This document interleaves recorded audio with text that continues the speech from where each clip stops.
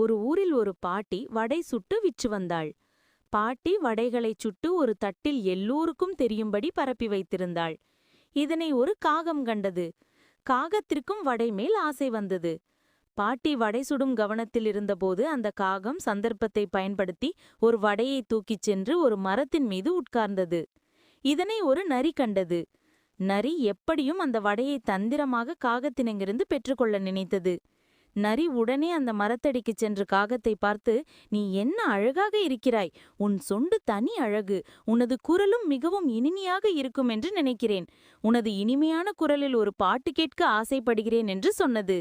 மிகவும் அழகான பறவை என்று தன்னை நரி கூறியதால் காகமும் நரியை சந்தோஷப்படுத்த எண்ணியது. உடனே காகம் தன் வாயில் வடை இருப்பதை மறந்து தனது இனிமையான குரலில் கா கா கா என்று கத்தியது. அப்போது காகத்தின் வாயிலிருந்த வடை கீழே விழுந்துவிட்டது. அதனைக் கண்ட நரி உடனே வடையை கவ்விக்கொண்டு பற்றைக்குள் ஊடியது. மற்றவர்களின் தந்திர வார்த்தையை நம்பி காகம் ஏமாந்தது.